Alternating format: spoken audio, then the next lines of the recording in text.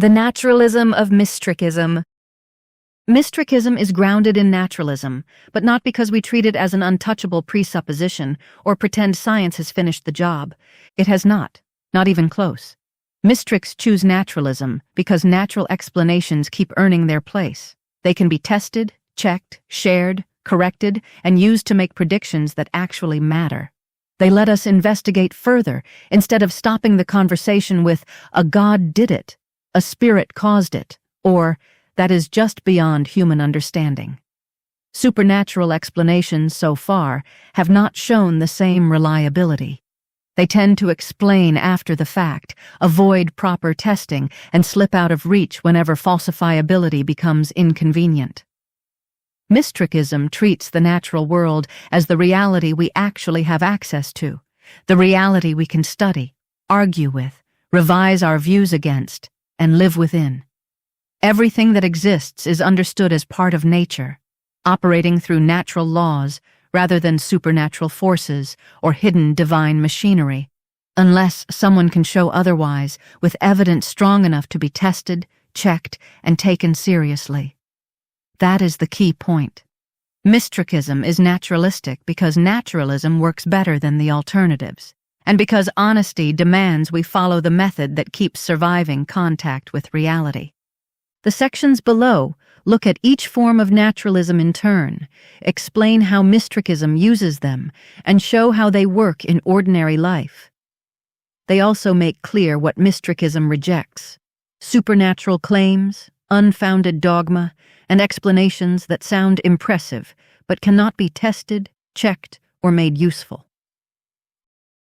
Metaphysical naturalism. Nature is all that exists. Metaphysical naturalism is the view that reality consists only of the natural world.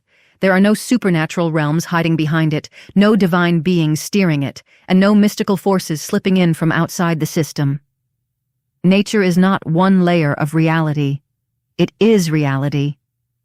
Mystrikism sits very close to this view. Everything, from atoms to galaxies, belongs to one natural order, governed by physics, chemistry, biology, and whatever deeper laws we may still be trying to uncover. If something reliably affects the world, then its effects should be open to investigation. It may be strange. It may be poorly understood. It may sit at the edge of current science. But if it interacts with reality in a detectable way, then it is not beyond nature in any useful sense. It is either something natural we have not yet explained properly, or a claim that still needs better evidence.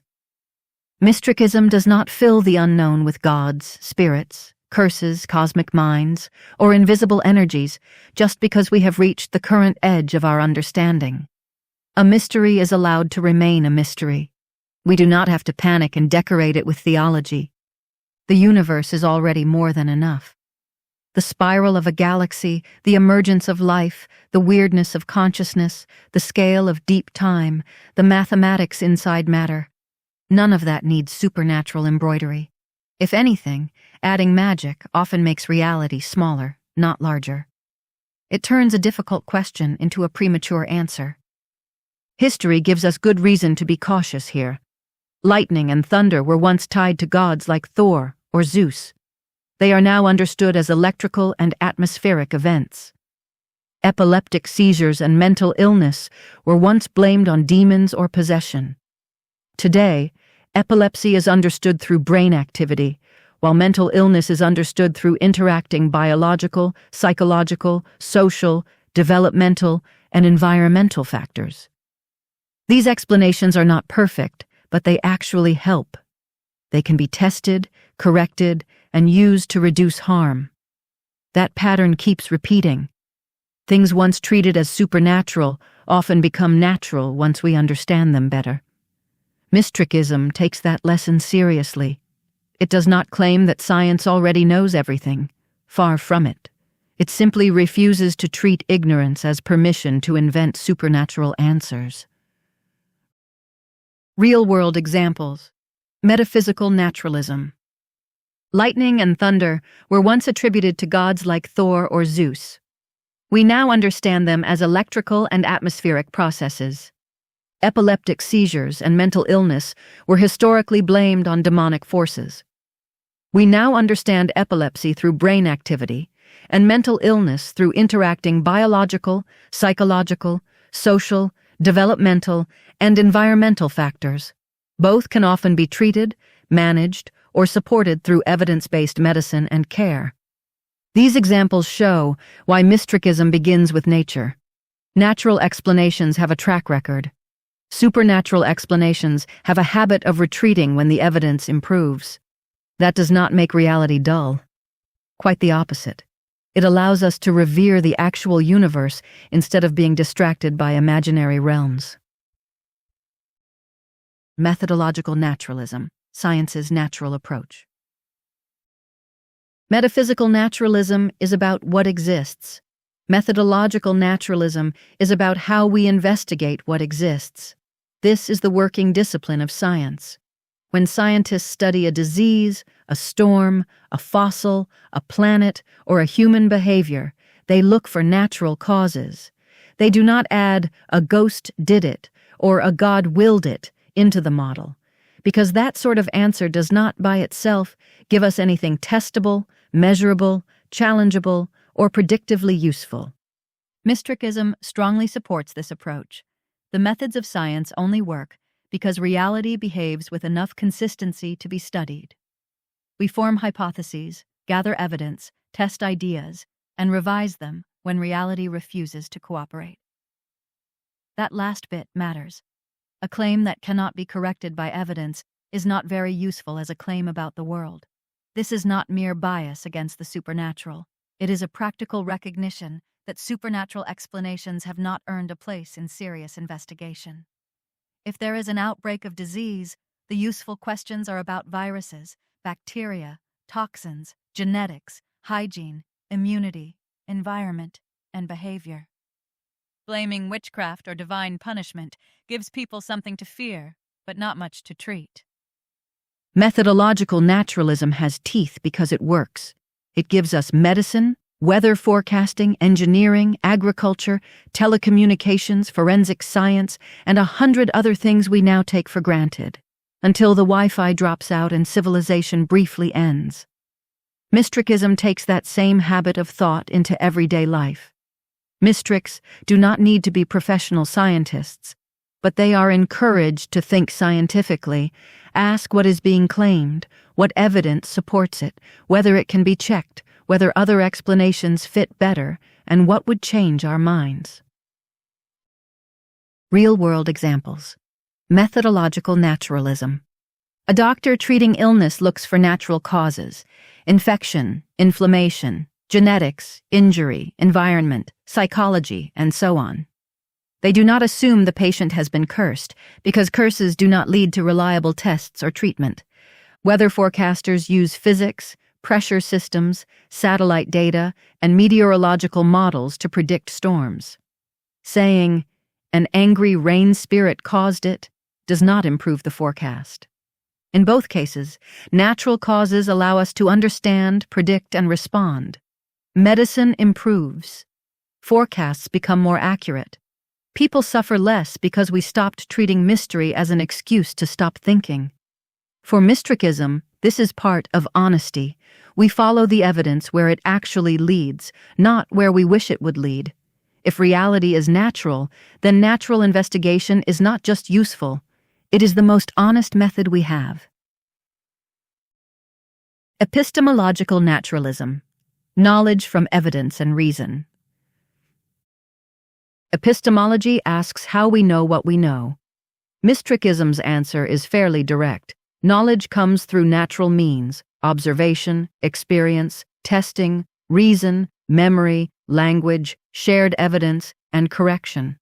None of these are perfect. Human beings are gloriously error-prone little apes, but they are the tools we have, and science strengthens them by forcing our ideas to answer to reality.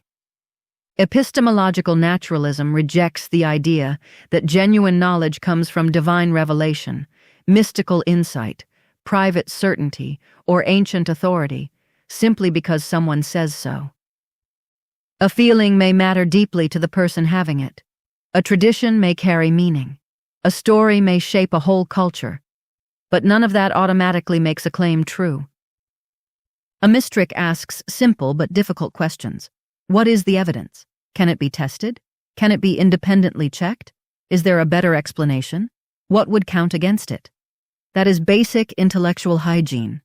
Mystrikism avoids speculative metaphysics that float too far away from evidence. For example, rather than debating the detailed structure of an invisible spirit realm, a Mystrik would first ask why we should treat such a realm as real at all. Claims about omnipotent gods, souls, supernatural powers, or cosmic intentions do not become knowledge just because they are emotionally satisfying or culturally old. They need evidence. If they cannot be verified, falsified, or meaningfully examined, then they remain unjustified as knowledge claims. This does not mean Mystrikism pretends to have final answers.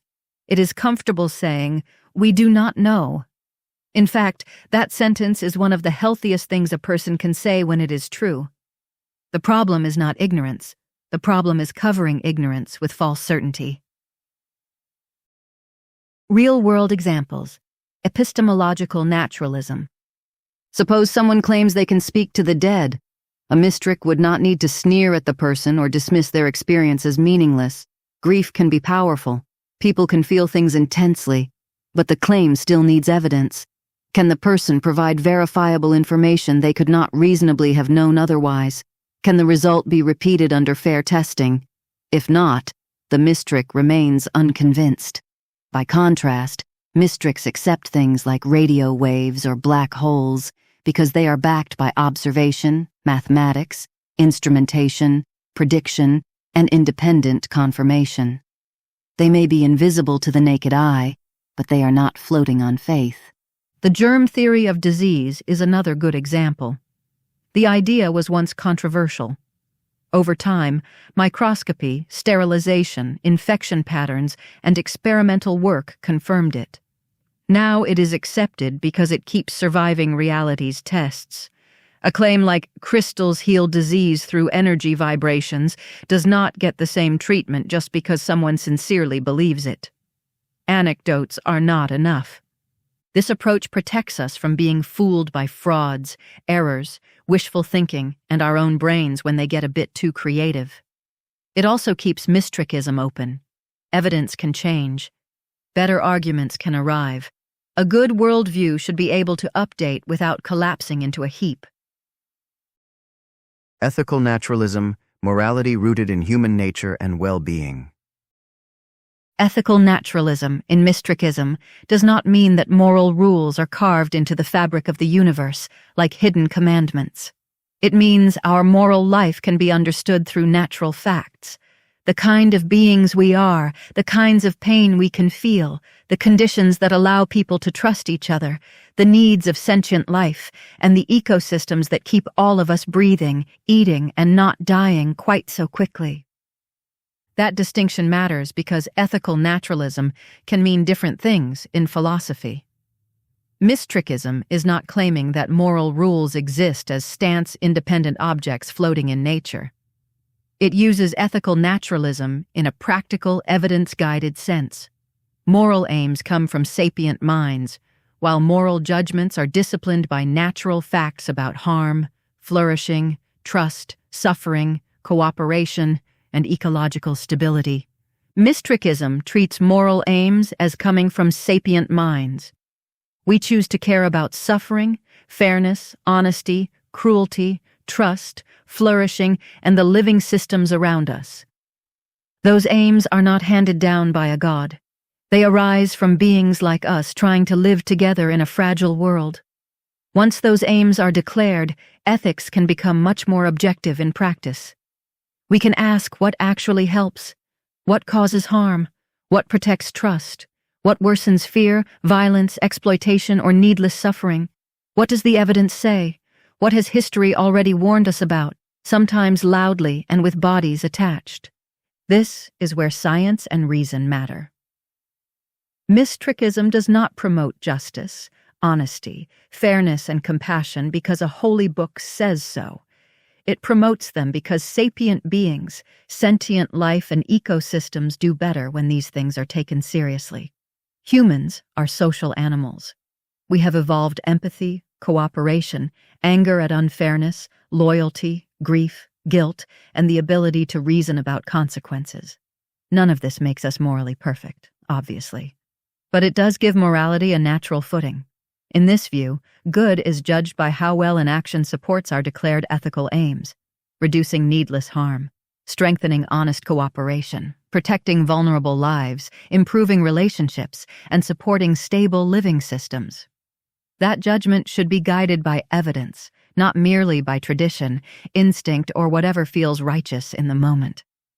Because of this, mystrical ethics give consequences more weight than rigid rule-following, while still caring about principles such as honesty, justice, restraint, and proportionality. A mystrik does not ask, "Is this forbidden by an authority?" as the final question.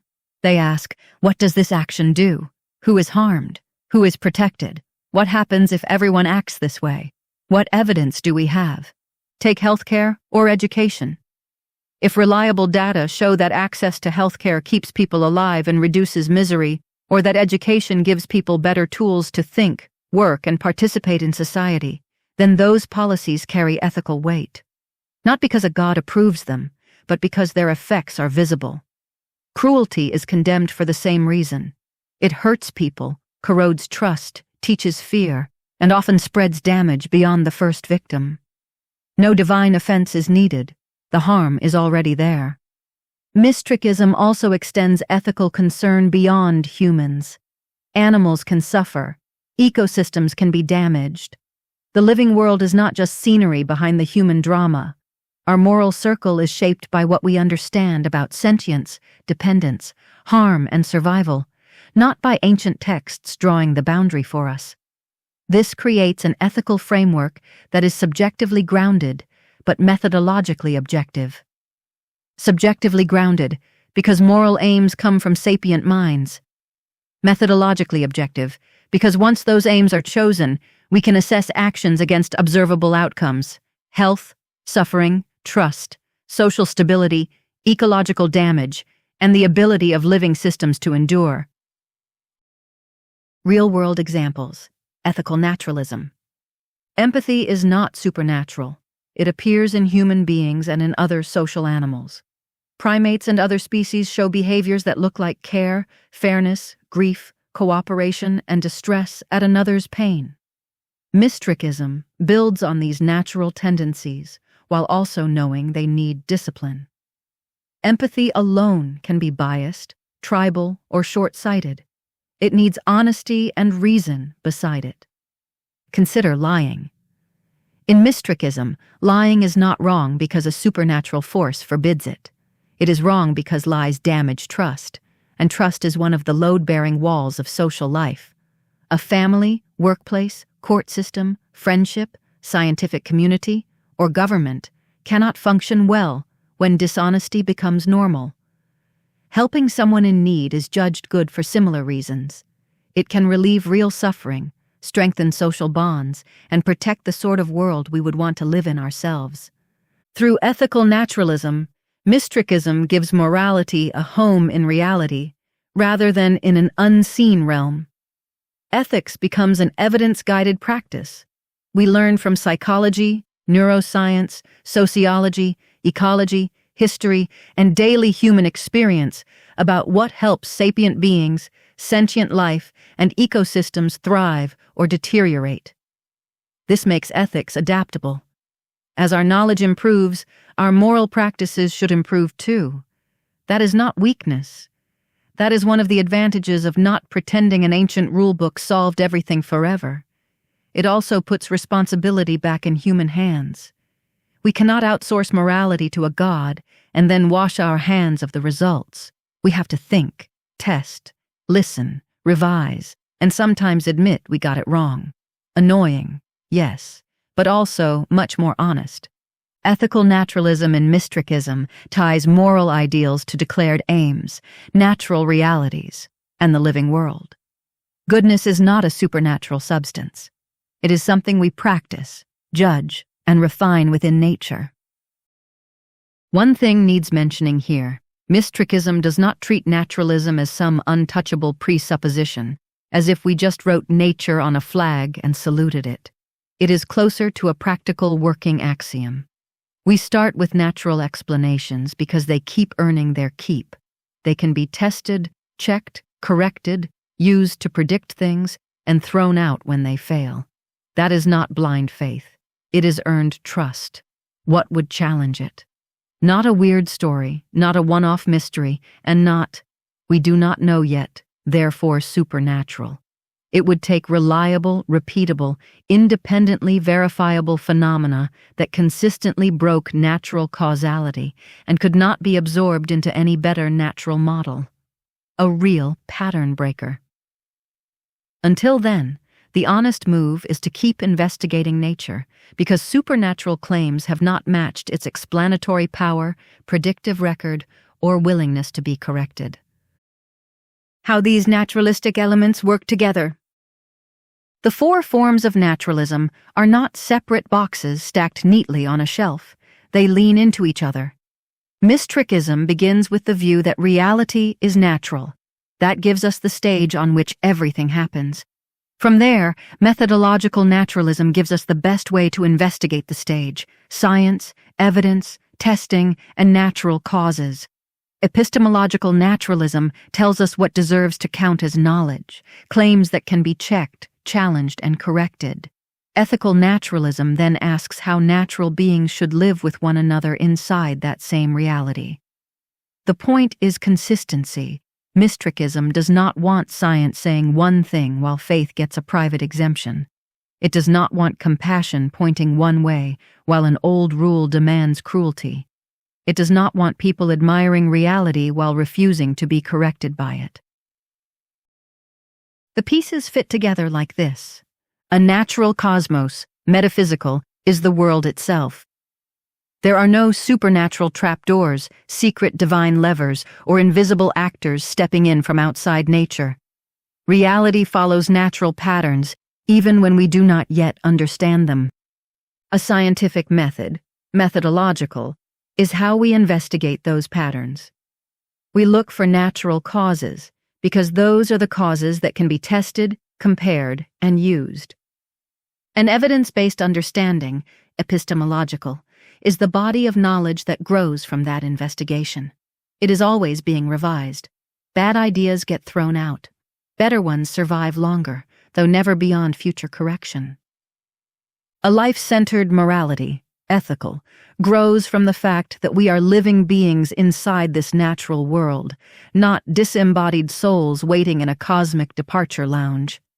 Our values concern sapient beings, sentient life, and ecosystems, because that is where suffering, trust, harm, care, dependency, and survival actually happen. Together, these give Mystrikism a coherent worldview. What exists, how we know, and how we act, all answer to the same reality. Climate change is a good example. It is a natural phenomenon strongly affected by human behavior. Science helps us understand the causes and consequences. That knowledge changes what we can honestly say we know. It also carries ethical force because it shows how our actions damage the life support systems we depend on. Mystrikism cannot treat that as merely interesting information. If the evidence is strong, it matters morally. The same pattern appears in medicine, animal welfare, mental health, environmental protection, and social policy. Facts do not automatically hand us values, but they do constrain any values that claim to care about real beings in the real world. You cannot honestly say you care about harm, and then ignore the evidence of harm when it becomes inconvenient. Mystrikism's naturalism is not meant to make life feel cold or stripped bare. That is a common fear, but it misses the point. Understanding the natural world can deepen awe rather than flatten it. Knowing that we are made from the same material processes as stars, oceans, forests, and animals does not make life meaningless. It makes it strangely intimate. This is where Mystrikism's naturalized spirituality, or Awism, belongs. A Mystrik can stand under the Milky Way, know it is a galaxy of billions of stars, and still feel small in the best possible way. The feeling does not become less powerful because it has a natural basis. It may become more powerful because it is not borrowed from fantasy. It is coming from reality itself. Science gives facts that can deepen wonder. Wonder keeps curiosity alive. Ethics reminds us that the living world we study is not just an object of fascination, but something we are responsible to.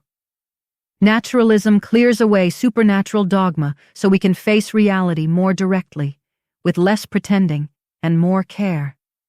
In the end, Mystrikism brings metaphysical, methodological, epistemological, and ethical naturalism into one naturalistic way of life. Reality is natural. Knowledge must answer to evidence.